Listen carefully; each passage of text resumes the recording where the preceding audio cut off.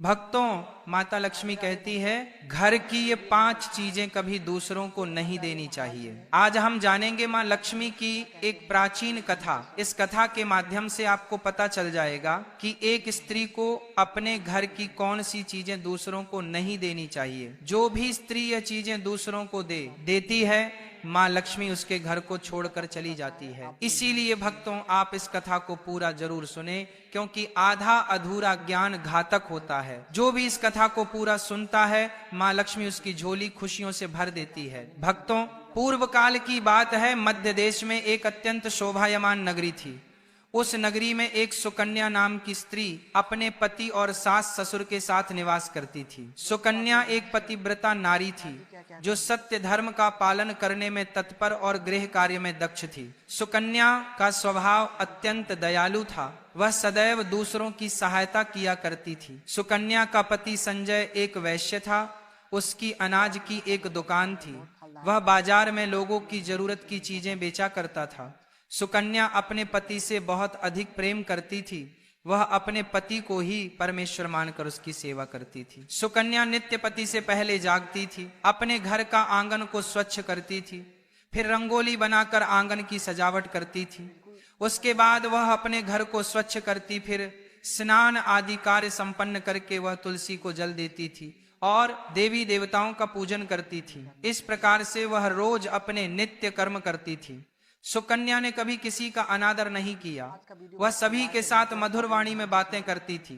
सभी लोग सुकन्या को देखकर कहने लगे थे कि यह तो साक्षात लक्ष्मी के समान गुणों वाली स्त्री है। ये अपने परिवार का कितने अच्छे से ख्याल रखती है। इसके अलावा सुकन्या दान धर्म करते समय कभी अपने हाथ पीछे नहीं खींचती थी। उसके द्वार पर जो भी याचक आता वह उसे दान दिए बगैर नहीं भेजती थी। उसके द्वार से कोई खाली हाथ नहीं जाता था। जो भी भूखा उसके द्वार पर आता तो वह भरपेट भोजन करके ही लौटता था, जिससे उसके द्वार पर आए हुए सभी याचक अत्यंत प्रसन्न होकर उसे आशीर्वाद देकर लौट जाते थे। इतना ही नहीं, सुकन्या अपने पड़ोसियों की भी सहायता करती थी। उसके पड़ोस में जो भी गरीब और दुखी लोग रहते थे उन्हें भी वह नित्य भोजन दिया करती थी। पड़ोसियों को जो जो चीज लगती सुकन्या बिना विचार किए ही दे दिया करती थी, जिस कारण से सुकन्या के पड़ोसी भी उसका बहुत अधिक सम्मान करते थे। वे कहते थे, अहो यह सुकन्या तो साक्षात देवी है। देवी साक्षात माँ अन्नपूर्णा ने ही सुकन्या के रूप में जन्म लिया है। लोग जब भी सुकन्या की प्रशंसा करते तो वे सभी उसके विषय में अच्छी बातें ही कहते, लेकिन लोगों की बातें सुनकर भी सुकन्या ने कभी घमंड नहीं किया। वह उन सभी को आदर और सम्मान से ही बातें किया करती थी। फिर एक दिन की बात है, सुकन्या की एक पड़ोसन उसके घर पर आई है। सुकन्या उसका स्वागत करती है और बड़े प्रेम से उसे कहती है, हे बहन, हमारे घर में तुम्हारा स्वागत है। आज किस कारण से तुम्हारा मेरे घर पर आगमन हुआ है? यदि कोई वस्तु चाहिए तो मुझसे मांग लो, मैं तुम्हारी अवश्य मदद करूंगी। सुकन्या की पड़ोसन कहती है, सुकन्या बहन, आज मेरे घर पर बहुत से रिश्तेदार आए हैं, उनके लिए मैं भोजन बना रही हूँ। इसीलिए मैं तुम्हारे पास रोटी बनाने के लिए चकला बेलन और तवा मांगने आई हूँ। यदि तुम कुछ समय के लिए मुझे चकला बेलन और तवा दे दोगी तो बड़ी कृपा होगी। मैं काम हो जाने के बाद तुम्हें जल्दी ही लौटा दूंगी। सुकन्या कहती है, हे बहन, इसमें क्या बड़ी बात है? अभी मुझे चकला बेलन की आवश्यकता नहीं है, इसीलिए तुम मेरा चकला बेलन और तवा ले जा सकती हो। रुको, मैं अभी तुम्हें ला कर देती हूँ। फिर सुकन्या रसोई घर में जाती है और रसोई घर से चकला बेलन और तवा लाकर उस पड़ोसन को देती है। तब पड़ोसन कहती है, हे बहन, तुम्हारा बहुत बहुत धन्यवाद। आज तुमने मेरा काम सफल कर दिया। मैं अपने मेहमानों को भोजन कराकर तुम्हारा चकला बेलन जल्दी से लौटा देती हूँ। सुकन्या कहती है, हे बहन, चिंता की कोई बात नहीं है। जब तुम्हारा कार्य पूर्ण हो जाएगा तब तुम मुझे लौटा देना। फिर वह पड़ोसन सुकन्या का चकला बेलन और तवा लेकर चली जाती है। कुछ समय बाद अन्य एक स्त्री सुकन्या के घर पर आती है। सुकन्या उसका भी प्रेम से स्वागत करती है और पूछती है, पधारो बहन, आज तुम्हें मुझसे क्या काम है? संकोच ना करो और बताओ तुम्हें मुझसे क्या चाहिए, मैं तुम्हारी मदद जरूर करूंगी।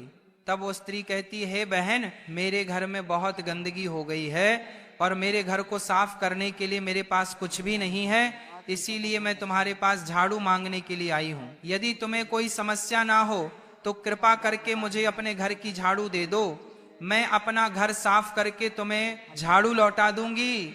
सुकन्या बिना विचार किए ही कहती है, हे बहन, बस झाड़ू ही तो है, इसमें क्या समस्या हो सकती है? तुम रुको, अभी मैं तुम्हें अपने घर की झाड़ू लाकर देती हूँ। इतना कहकर सुकन्या घर के अंदर जाती है और झाड़ू लेकर आती है और उस स्त्री को दे देती है। वह स्त्री सुकन्या के घर की झाड़ू लेकर चली जाती है। फिर कुछ देर बाद अन्य एक स्त्री सुकन्या के घर पर आती है। सुकन्या उसका भी बड़े प्रेम से स्वागत करती है। सुकन्या कहती है, पधारो बहन, क्या बात है, आज मेरे घर पर किस कारण से आना हुआ? तुम्हें जो कुछ भी चाहिए निसंकोच होकर कहो, मैं तुम्हारी सहायता करने का प्रयास अवश्य करूंगी। तब वह स्त्री कहती है, हे सुकन्या बहन, तुम बड़ी दयालु हो, मैंने तुम्हारे बारे में बहुत सुना है और तुम सभी की मदद करती रहती हो, इसीलिए मैं तुम्हारे पास एक छोटी सी मदद मांगने के लिए आई हूँ। सुकन्या कहती है, हे बहन, संकोच ना करो, तुम्हें जो कुछ भी चाहिए मांग लो, यदि मेरे बस में होगा तो मैं मना नहीं करूंगी, मैं तुम्हारी सहायता अवश्य करूंगी। तब वो स्त्री कहती है, सुकन्या बहन, आज मेरी बेटी को देखने के लिए लड़के वाले आ रहे हैं, इसीलिए मैं चिंता में हूं। मेरे पास पहनने के लिए एक भी गहना नहीं है, तो मैं अपनी बेटी को क्या दूं? उसके पास पहनने के लिए अच्छे वस्त्र भी नहीं है, इसीलिए कृपा करके मुझे आप थोड़े गहने और वस्त्र उपहार में दे दीजिए। केवल एक दिन के लिए जब लड़के वाले देखकर चले जाएंगे तो मैं तुम्हारे गहने लौटा दूंगी। उस पड़ोसन की बात सुनकर सुकन्या कहती है, बस इतनी सी बात है बहन, तुम चिंता मत करो, तुम्हारी पुत्री मेरी छोटी बहन के जैसी है, उसकी सहायता मैं अवश्य करूंगी। मैं अभी तुम्हें मेरे गहने और साड़ी देती हूँ, जिसे पहनकर तुम्हारी पुत्री राजकुमारी लगेगी। फिर सुकन्या अंदर जाती है, गहने और साड़ी लेकर आती है और उस पड़ोसन को दे देती है। वह पड़ोसन प्रसन्न होकर सुकन्या के गहने और साड़ी लेकर चली जाती है। फिर शाम हो जाती है और अन्य एक पड़ोसन सुकन्या के घर पर आती है। सुकन्या उसका भी बड़े प्रेम से स्वागत करती है और कहती है, पधारो बहन, आज किस कारण से मेरे घर पर आना हुआ? बताओ, मैं तुम्हारी किस प्रकार से सहायता कर सकती हूँ? तुम्हें जो कुछ चाहिए निसंकोच होकर कहो, मैं तुम्हारी मदद जरूर करूंगी। वह पड़ोसन कहती है, हे सुकन्या बहन, तुम बड़ी दयालु हो और तुम सभी की मदद करती हो, इसीलिए मैं तुम्हारे पास आई हूँ। मेरा बच्चा भूखा है और उसे पिलाने के लिए दूध नहीं है, इसीलिए मैं तुम्हारे पास दूध मांगने के लिए आई थी। अगर थोड़ा सा दूध मिल जाता तो बड़ी कृपा होती। सुकन्या कहती है, अरे बहन, इसमें कौन सी बड़ी बात है, लो अभी मैं तुम्हें दूध दे देती हूँ। सुकन्या रसोई घर में जाती है और थोड़ा सा दूध लेकर आती है और उस पड़ोसन को दे देती है। वह पड़ोसन प्रसन्नता से उस दूध को लेकर चली जाती है। इस प्रकार से सुकन्या अपने सभी पड़ोसियों की मदद कर देती है और प्रसन्न होकर घर का काम करने में लग जाती है। फिर रात होते ही उसका पति घर पर लौट आता है। सुकन्या अपने पति को प्रणाम करती है और उसकी खूब सेवा करती है। रात को दोनों पति पत्नी आनंद से सो जाते हैं। फिर दूसरे दिन वे जागते हैं तो उन्हें एक बहुत ही बुरी खबर कानों पर पड़ती है। एक आदमी दौड़ते हुए सुकन्या के घर पर आता है और सुकन्या के पति से कहता है, हे भाई, कल रात को किसी ने आपकी दुकान लूट ली है, सारा माल गायब है। सुकन्या का पति एकदम से घबरा जाता है और दौड़ते हुए अपनी दुकान पर जाता है तो देखता है उसका सारा माल किसी ने लूट लिया है। वह देखता है कि उसके दुकान में रखा हुआ सारा धन भी चोरी हो चुका है। वह दुखी और निराश होकर घर पर लौटता है और सुकन्या को सारी बात बताता है, जिसे सुनकर सुकन्या बहुत दुखी हो जाती है। सुकन्या कहती है, आप चिंता ना कीजिए जी, हमारे घर में अभी बहुत सारा धन रखा हुआ है, जिससे आप फिर से व्यापार शुरू कर सकते हैं। सुकन्या अपने घर की तिजोरी में देखती है तो वह भी पूरी तरह खाली दिखाई देती है। उसके अंदर का भी सारा माल अब चोरी हो चुका था। यह देखकर सुकन्या बहुत दुखी हो जाती है। उसे समझ में नहीं आता कि यह कैसे हुआ। सुकन्या का पति उस पर बहुत क्रोधित हो जाता है और पूछता है, सुकन्या, सच सच बताओ, हमारे घर के अंदर रखा हुआ सारा पैसा कहाँ गया? सुकन्या कहती है, हे स्वामी, मैं घर पर ही थी, सारा धन तिजोरी में ही था, किसने चुरा लिया पता नहीं, कृपया आप शांत हो जाइए, हम कोई ना कोई उपाय जरूर ढूंढ लेंगे। सुकन्या का पति कहता है, ये जो तुम दूसरे लोगों को घर पर बुलाकर खिलाती हो, अनजान लोगों को घर में बुलाती हो, उसी का फल है यह।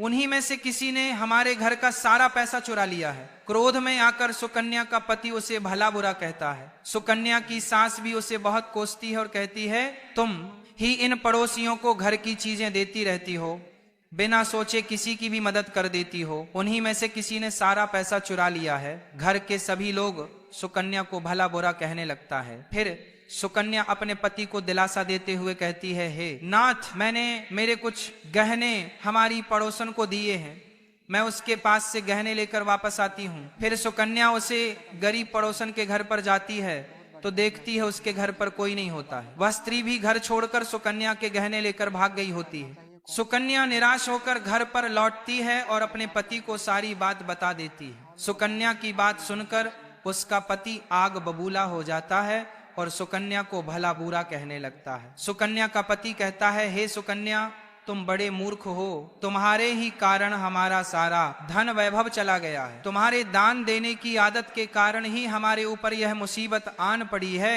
अब तू इस घर में नहीं रह सकती, तू अभी इसी क्षण इस घर को छोड़कर चली जा। सुकन्या कहती है, हे नाथ, आपके सिवा मेरा इस दुनिया में कोई नहीं है, मैं आपको छोड़कर कहाँ जाऊं। सुकन्या का पति कहता है, तू कहीं पर भी जा, लेकिन अब इस घर में तू नहीं रह सकती। तेरे ही कारण मेरा सब कुछ बर्बाद हो गया है। तू इस घर में रहेगी तो बचा खुचा सब नष्ट हो जाएगा। सुकन्या अपने पति को हाथ जोड़कर विनती करने लगती है, हे स्वामी, ऐसा ना कहिए, मैंने कोई अपराध नहीं किया है, आपके बगैर मैं जीवित नहीं रह सकती, मुझ दासी को आप घर से मत निकालिए। लेकिन सुकन्या का पति उसकी एक नहीं सुनता है और उसे अपने घर से धक्के मारकर निकाल देता है और कहता है, अब तू इस घर से चली जा और लौट कर मत आना। चाहे तो किसी नदी में कूद कर अपनी जान दे दे, लेकिन अब तू इस घर में मेरे साथ नहीं रह सकती। फिर सुकन्या दुखी होकर रोते हुए अपने पति के घर को छोड़कर चली जाती है। चलते चलते सुकन्या माता लक्ष्मी के मंदिर में जाती है और माँ लक्ष्मी से प्रार्थना करते हुए कहती है, हे माँ, मैंने ऐसा कौन सा पाप किया है जो मेरी ऐसी दशा हुई है। हे माँ लक्ष्मी, मैं तो नित्य आपकी पूजा करती थी, फिर भी आपने मेरा घर क्यों छोड़ा? कृपया मुझे बताओ माँ, मैंने ऐसा कौन सा अपराध किया जो आप मुझसे रूठ गई हो? फिर सुकन्या वहीं पर बैठकर सोचने लगती है, यदि मेरे पति मेरा स्वीकार नहीं करेंगे तो मैं जीवित रहकर क्या करूं? यदि मेरे ही कारण मेरे पति की दुर्दशा हुई है तो मुझे जीवित रहने का कोई अधिकार नहीं है। इतना सोचकर सुकन्या अपने प्राण देने के लिए नदी की तरफ जाने लगती है। नदी के पास जाकर सुकन्या माता लक्ष्मी से प्रार्थना करती है, हे माँ लक्ष्मी, अब मैं अपने प्राण देने जा रही हूँ। यदि मेरे द्वारा तुम्हारी पूजा में कोई कमी रह गई हो तो मुझे माफ करो। मैं अपने पति के बगैर जीवित नहीं रह सकती, इसीलिए अब मैं इस नदी में कूदकर अपने प्राण दे दूंगी। इतना कहकर सुकन्या नदी में कूदने ही वाली होती है कि साक्षात माँ लक्ष्मी उस स्थान पर प्रकट हो जाती है। माँ लक्ष्मी सुकन्या से कहती है, रुक जाओ सुकन्या, रुक जाओ पुत्री, तुम यह क्या कर रही हो? सुकन्या आंखें खोलकर देखती है कि साक्षात माँ लक्ष्मी उसके सामने खड़ी है। माँ लक्ष्मी के दर्शन करके सुकन्या बहुत प्रसन्न हो जाती है और माँ को बारंबार नमस्कार करते हुए कहती है, हे माँ लक्ष्मी, मुझे क्षमा करो, मैं बहुत बड़ा पाप करने जा रही थी। देवी लक्ष्मी कहती है, हे सुकन्या, मनुष्य को स्वयं अपने प्राण नहीं लेने चाहिए, ये महापाप है। ईश्वर ने जो शरीर प्रदान किया है उसे ऐसे नष्ट नहीं करना चाहिए। सुकन्या कहती है, माँ, मैं विवश हूँ, मेरे पति ने मेरा त्याग किया है और स्त्री को अपने पति को छोड़कर नहीं रहना चाहिए। मैं अपने पति को छोड़कर जीवित नहीं रह सकती, इसी कारण से अपने प्राण देने जा रही हूँ। देवी लक्ष्मी कहती है, हे सुकन्या, मैं सब कुछ जानती हूँ और यह भी जानती हूँ कि तुम्हारे पति ने तुम्हारा त्याग क्यों किया है। यह सब तुम्हारी ही भूल के कारण हुआ है। तुमने अनजाने में कुछ ऐसी चीजों का दान किया था जिस कारण से मुझे तुम्हारा घर छोड़कर जाना पड़ा। जो भी स्त्री अपने घर की इन चीजों को दूसरों को दे देती है, उनके घर में मेरा वास नहीं होता है। मैं उन वस्तुओं के साथ ही उनका घर छोड़कर चली जाती हूँ। तब सुकन्या कहती है, हे माँ, ऐसी वह कौन सी वस्तुएं हैं, कृपया आप मुझे बताइए। मैंने कौन सी वस्तुओं का दान किया जिस कारण से आपने मेरे घर का त्याग किया है? देवी लक्ष्मी कहती है, हे पुत्री, अब तुम ध्यान से सुनो, मैं तुम्हें उन चीजों के बारे में बताती हूँ जो किसी भी स्त्री को दूसरों को नहीं देनी चाहिए। इन चीजों का दान करने पर मैं उस घर को छोड़कर चली जाती हूँ। हे सुकन्या, सबसे पहली वस्तु है चकला, बेलन और तवा। किसी भी स्त्री को अपने घर का चकला, बेलन और तवा कभी दूसरों को नहीं देना चाहिए। रसोई घर में इन वस्तुओं का महत्व सबसे अधिक होता है। इन वस्तुओं की पवित्रता सदैव ही बनी रहनी चाहिए। इन्हीं वस्तुओं से भगवान विष्णु को प्रसाद बनाया जाता है और तवे पर बनी पहली रोटी भी गाय को खिलाई जाती है। इसीलिए इन वस्तुओं को हमेशा स्वच्छ और शुद्ध रखना चाहिए। दूसरों को देने पर ये अपवित्र हो सकती है और फिर इनका उपयोग करना अशुभ फल प्रदान करता है। इसीलिए सुकन्या, तुमने अपने रसोई घर के चकला, बेलन और तवा अपनी पड़ोसन को देकर पहली सबसे बड़ी भूल की है। आगे माँ लक्ष्मी कहती है, हे सुकन्या, अब तुम दूसरी वस्तु के विषय में सुनो। तुमने अपनी पड़ोसन को अपने घर में रखी हुई झाड़ू ही दे दी। जिस वस्तु में मेरा सदैव वास होता है, जो वस्तु मुझे सबसे अधिक प्रिय है, तुमने उसे ही दूसरे को दे दिया, तो फिर मैं तुम्हारे घर में कैसे ठहरती है सुकन्या? जो स्त्री अपने घर की झाड़ू दूसरों को दे देती है, मैं उसके घर को त्याग देती हूँ। झाड़ू से घर की स्वच्छता की जाती है और जहां पर स्वच्छता होती है उसी स्थान पर मेरा वास होता है। ध्यान में रखना सुकन्या, घर में झाड़ू को हमेशा छिपा कर रखना चाहिए। झाड़ू पर बाहरी व्यक्ति की दृष्टि भी नहीं पड़नी चाहिए। झाड़ू एक अत्यंत पवित्र वस्तु है, इसे पैर नहीं लगाना चाहिए और इससे कभी विष्ठा आदि प्रकार की गंदगी साफ नहीं करनी चाहिए। माँ लक्ष्मी कहती है, हे सुकन्या, अब तुम तीसरी वस्तु के विषय में सुनो, जो एक स्त्री को कभी दूसरों को नहीं देनी चाहिए। वह वस्तु है आभूषण। एक स्त्री को अपने आभूषण कभी अन्य महिला को नहीं देने चाहिए। मैं सदैव ही आभूषणों में वास करती हूँ। स्त्री के 16 श्रृंगार में गहनों का बहुत अधिक महत्व होता है। एक विवाहित स्त्री को अपने आभूषण कभी अन्य स्त्री को पहनने के लिए नहीं देने चाहिए। जो स्त्री अपने आभूषण अन्य स्त्रियों को देती है, उसके जीवन में दुर्भाग्य आता है। हे सुकन्या, अब मैं तुम्हें चौथी वस्तु के विषय में बताती हूँ। किसी भी मनुष्य को शाम हो जाने के बाद कभी सफेद रंग की वस्तुओं का दान नहीं करना चाहिए, किंतु तुमने शाम के समय दूध का दान किया था। शाम को दूध का दान करने से जीवन में दुर्भाग्य आता है। शाम को सफेद रंग की चीजें दान करने से मनुष्य के जीवन में अशुभ काल आता है। माँ लक्ष्मी कहती है, हे सुकन्या, अब मैंने तुम्हें उन सभी वस्तुओं के बारे में बता दिया है जिनका कभी दान नहीं करना चाहिए। यह वस्तुएं कभी दूसरों को उधार में अथवा उपयोग के लिए नहीं देनी चाहिए। सुकन्या कहती है, हे माँ लक्ष्मी, मुझसे बड़ी भूल हो गई, मैं इन बातों से अनजान थी, कृपया मुझे क्षमा करो और अब मुझे प्रायश्चित करने का उपाय बताओ। देवी लक्ष्मी कहती है, हे सुकन्या, तुमने प्रायश्चित पहले ही कर लिया है, इसीलिए अब तुम अपने घर पर लौट जाओ। मैं तुम्हें तुम्हारा संपूर्ण वैभव और धन संपत्ति लौटा देती हूँ। इतना कहकर माँ लक्ष्मी उस स्थान से अंतर्ध्यान हो जाती है। फिर सुकन्या भी माँ लक्ष्मी को धन्यवाद करती है और उस स्थान से घर की तरफ जाने लगती है। तभी उसका पति ढूंढते हुए उसी की तरफ आ रहा होता है। वह सुकन्या के पास आकर उससे क्षमा मांगता है और कहता है, हे सुकन्या, मुझे माफ करो, मैंने तुम्हें बहुत भला बुरा कहा था। तुम तो साक्षात देवी के समान हो। माँ लक्ष्मी की कृपा से हमें अपना सारा धन वैभव वापस मिल गया है। जिन लोगों ने हमारा धन लूटा था, उन सभी ने हमारा धन हमें लौटा दिया और तुम्हारा नाम लेते हुए क्षमा मांग ली है। यह सुनकर सुकन्या बहुत प्रसन्न होती है और अपने पति के साथ घर पर लौट जाती है। माँ लक्ष्मी की कृपा से सुकन्या के घर में फिर से सुख समृद्धि आती है और उसके बाद से सुकन्या ने अपने घर की ये 4 चीजें कभी दूसरी